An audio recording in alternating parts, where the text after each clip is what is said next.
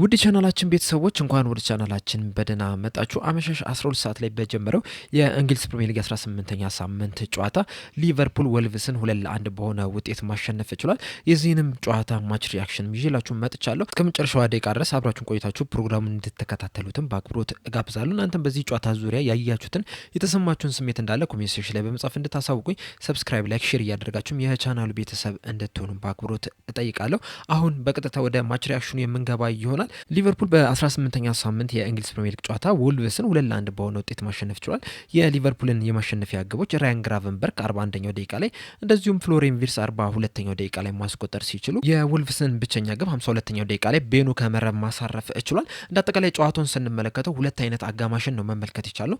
የመጀመሪያው አጋማሽ ላይ ሊቨርፑል በጣም የተሻለ ቡድን ሆኖ መመልከት ይችላል። ሁለተኛው አጋማሽ ላይ ደግሞ ወልቭሶች በጣም የተሻሉ ቡድን ናቸው የነበሩት። ጨዋታው ሲጀመርም የመጀመሪያዎቹን 3-4 ደቂቃዎች ወልቭሶች ነበሩ ወደ ሊቨርፑል የግብ ክልል በፍጥነት ሲደርሱ የተመለከትናቸው። ሊቨርፑል በአንጻሩ ግን ዘግየት ብሎ ቀዝቀዝ ብሎ ነበረ ወደ ጨዋታው መግባት የቻሉ። ከዛ በኋላ እንግዲህ የመጀመሪያው አጋማሽ እስኪጠናቀቅ ድረስ በጣም ጥሩ የሚባል እንቅስቃሴ ማድረግ ችሏል። በተደጋጋሚ ወደ ወልቭስ የመከላከል ክፍልም ሲደርስም መመልከት ችለናል።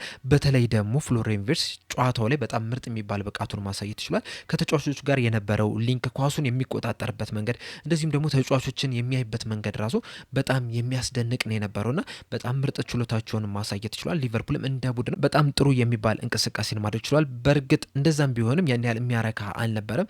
ምክንያቱም ወልቭስ በዚህ ሰዓት ላይ በፕሪሚየር ሊጉ በጣም ወረስት የሚባል ቲም ነው። 2 ነጥቦችን ብቻ ነው መሰብሰብ ይቻለውና ከእንደዚህ አይነት ቡድን ጋር ስትጫወት ኳስ መያዝ ብቻውን ምንም ጠቀም የለውም። ሙከራዎችን ማድረግ ያስፈልጋል፣ ጎሎችን ማስቆጠር ያስፈልጋል። በዚህ ጨዋታ ላይ የሊቨርፑል የመጀመሪያው ኢላማውን የጠበቀ ሙከራ ማድረግ የቻሉት 41ኛው ደቂቃ ላይ ነው። እሱም ራያን ግራቨንበርክ ያስቆጠራት ነች። ከዛ በፊት የተለያዩ ሙከራዎችን ማድረግ ችሏል። ነገር ግን ደግሞ ኢላማውን የጠበቀ ሙከራ ግን ምንም ማድረግ አልቻሉም ነበርና ከወልቭስ ጋር እየተጫወት እንደዚህ አይነት እንቅስቃሴ ማድረግ ተገቢ አይመስለኝም። በተደጋጋሚ ሙከራዎችን ማድረግ ነበረባቸው። በተደጋጋሚ በረኛውን መፈተን ነበረባቸው።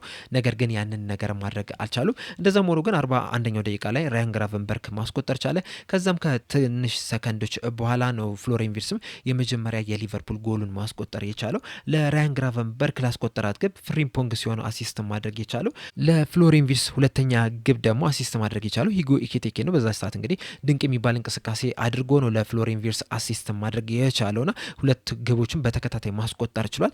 እነዚህ ጎሎች ከተቆጠሩ በኋላ እንግዲህ ሁለተኛው አጋማሽ ላይ ሊቨርፑል ከዚህ የተሻለ እንቅስቃሴ አድርጎ ጎሎችን በድጋሚ ያስቆጥራል። ምናልባትም በሰፊ የጎል ልዩነትም አሸንፎ ሊወጣ ይችላል የሚል ግምት ነበረ። ነገር ግን ሁለተኛው አጋማሽ ከተጀመረችባት ደቂቃ ጀምሮ ወልቭሶች በጣም የተሻለ ቡድን የነበሩት። የመጀመሪያዎቹን ደቂቆች ራሱ ስንመለከት ሁለተኛው አጋማሽ ላይ ሃይ ፕረስ ሲያደርጉ ነበረ። በተደጋጋሚም ሊቨርፑሎች በተረጋጋ መንፈስ ኳሱን እንዲያይዙ ለማድረግም ጥረትም ሲያደርጉ መመልከት ይችላል። በዛ ሰዓትም ሊቨርፑሎች ከኋላ መስርተው መውጣት አልቻሉም። ተረጋግተውም ኳሶችን መቀባበል አልቻሉም። ስህተት መስራትም ጀምረው ነበረ። ያንን አጋጣሚ ደግሞ ወልቭሶች እየተጠቀሙ በቀጥታ ነበር ወደ ሊቨርፑል የግብ ክልል በቶሎ ቶሎ ሲደርሱ መመልከት ይችላል። ረዣዥም ኳሶችንም እየጣሉ ሊቨርፑሎችን ለማስጨነቅም ጥረትም ሲያደርጉ የተመለከትንበትም ሁኔታ አለ። በተለይ ደግሞ 62ኛው ደቂቃ ላይ ላርሰንን ካስገቡ በኋላ በሁለት አጥቂ መጮት ከጀመሩ በኋላ በጣም ብዙ ኳሶችን ረዣዥም ኳሶችን ሲጥሉ መመልከት ይችላልና በዛም ሊቨርፑሎችን ለማጥቃትም ጥረትም ሲያደርጉ ነበረ። ያም በጨዋታው ላይ እንደተመለከት ነው የተሳካለችው ይመስለኛል። በእርግጥ ጎል አላስቆጠሩም። ነገር ግን ደግሞ ሊቨርፑል ወደ ኋላ ተመልሶ አፈግፍጎ እንዲከላከል ማድረግ ችሏል። ያንን በሚያደርጉበት ሰዓት ደግሞ ወልቭሶች ከመከላከል ትንሽ እንፋታ ማግኘት ችሏል። ሊቨርፑሎችም ያን ያህል ሲያጠቋቸው አልነበረም። በእርግጥ አንዳንድ አጋጣሚዎችን አግኝተው ነበረ። ነገር ግን የተሳካ ቅብብል ባለማድረጋቸው ምክንያት የተሻለ ውሳኔ ባለማድረጋቸው ምክንያት ያን ያህል ውጤታማ የሚባል ማጥቃትን ማድረግ አልቻሉም። ሁለተኛው አጋማሽ ላይ ወልቭሶች በአንጻሩ ግን በተደጋጋሚ ወደ ሊቨርፑል የግብ ክልልም ሲደርሱ መመልከት ይችላል። እንደ አጠቃላይ ጨዋታውን ከተመለከተን ከዚህ ጨዋታ ላይ ወልቭሶች ቢያንስ 1 ነጥብ ማግኘት ነበረባቸው። ሊቨርፑሎች የመጀመሪያው አጋማሽ ላይ ማሸነፍ ይገባቸው ነበረ። ሁለተኛው አጋማሽ ላይ ግን መሸነፍ ይገባቸው ነበር እንዳሳዩት እንቅስቃሴና አሁንም በጣም ብዙ የሚቀር ነገር አለ። ከወልቭስ ጋር ነው እየተጫወትን ያለ ነው። ወልቭሶች በዚህ ጨዋታ ላይ 20ኛ ደረጃ ላይ የተቀመጡ ሳይሆን ሲመስሉ የነበሩት ምናልባትም 9ኛ፣ 10ኛ፣ 11ኛ ላይ ያሉ ቡድን ነበረ ያስመሰልናቸው። በጣም ለቀናቸው ነበረ። በጣም እንዲያጠቁን አድርገናቸው ነበር። በተለይ ሁለተኛው አጋማሽ ላይ በጣም ሲሊ ስህተቶችን እየሰራን ወልቭሶች ወደ ጨዋታው እንዲገቡ አድርገናቸዋል። በእርግጥ ወልቭሶች በረዣዥም ኳሶች ብቻ አልነበረም ሲያጠቁን የነበሩት። መሀሉ ራሱ የሊቨርፑል ክፍት ነው የነበረው። በተለይ ሁለተኛው አጋማሽ ላይ መሀል ላይ የነበሩት ተጫዋቾች ተዳክመው ነው የተመለከትናቸውና ወልቭሶች በቀላሉ ያንን መሀል እያለፉ ሲጫወቱ መመልከት ችለናልና አሁንም መፍትሄ የሚገባው ቦታ ነው። በእርግጥ በዚህ ጨዋታ ላይ ሳውዝ ላይ አልነበረም። ሳውዝ ላይ ደግሞ የሊቨርፑል ኢንጂን የሚባል አይነት ተጫዋች ነው የነበረውና የሱ ያለመኖር ትንሽም ቢሆን የጎዳን ይመስለኛል። በተለይ ወደ ኋላ ተመልሶ ከመከላከል አንጻር ስንመለከተው ማለት ነው። ሁለተኛው አጋማሽ ላይ የሊቨርፑል ተጫዋቾች በጣም ተዳክመው ነው የተመለከትናቸው። እንዲሁም ፕሮፌሽናል ተጫዋች ራሱ አይመስሉም። ምክንያቱም አንድ ፕሮፌሽናል ተጫዋች በተለይ በፕሪሚየር ሊግ ውስጥ ያለ ተጫዋች ሙሉ 90 ደቂቃ ሳይደክመው መጫወት መቻል አለበት። በዚህ ሰዓት ግን የሊቨርፑል ተጫዋቾች በጥሩ ሁኔታ የሚጫወቱት እስከ 45 ደቂቃ ነው። ከዛ በኋላ ማክሲመም እንዴትም ጥረው 65 75 ድረስ ሊጫወቱ ይችላሉ። ከዛ በኋላ ግን ሲዳከሙ ነው የምንመለከታቸው። በጣም ወርደው ነው እየተመለከትናቸው የምንገኘው። በዚህ ጨዋታ ላይም ያንን ነገር ማስተዋል ትችለናል። ሂጎ ኤኪቲኬን ብንመለከተው እንኳን እስከ 75ኛው ደቂቃ ድረስ ጥሩ ሲሯሯጥ ነበረ። ከዛ በኋላ ግን 86ኛው ደቂቃ ላይ ተቀይሮ እስከሚወጣ ድረስ በግድ ነው እዛ ድረስ መድረስ የቻሉ እግሩን እየጎተተ ማለት ነውና አሁንም በደንብ ማሻሻል ያለባቸው ነገሮች አሉ። የኢንቴንሲቲው ላይ ራሱ በደንብ መስራት መቻል አለባቸው። በተጨማሪም ተጋጣሚ ቡድን ፕረስ በሚያደርግበት ሰዓት ደግሞ ያንን ፕረስ እንዴት ነው የምናልፈው የሚለው ላይ ራሱ መፍትሄ መፈለግ መቻል አለባቸው። በእርግጥ አሸንፈን ወጥተናል። በዛም በጣም ደስተኛ ነኝ። እንደዚሁም ደግሞ ቼልሲ እስከሚጫወት ድረስም 4ኛ ደረጃ ላይ መቀመጥ ችለናል። በዛም በጣም ደስተኛ ነኝ።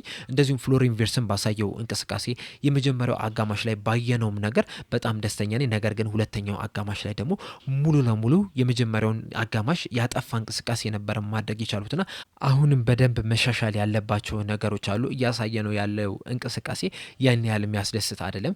ከሊቨርፑል ከዚህ ትልቅ ክለብ የሚጠበቅ ነገር አይደለም እያሳዩ የሚገኙት። አሁንም በአጮት ስታይላችን ደረጃም በጣም ብዙ ጥያቄዎችን ማንሳት እንችላለን። በጣም ብዙ ክፍተቶችን እየተመለከትን ነው የምንገኘው። ተጫዋቾቹም ራሳቸው ማሻሻል ያለባቸው ነገሮች አሉ። በዚህ ጨዋታ ላይ ፍሎሪን ቪርትስ በጣም ምርጡ ተጫዋች ነው የነበረው። ያንንም ፈርስት ሃፍ ላይ በደንብ የተመለከትን ይመስለኛል።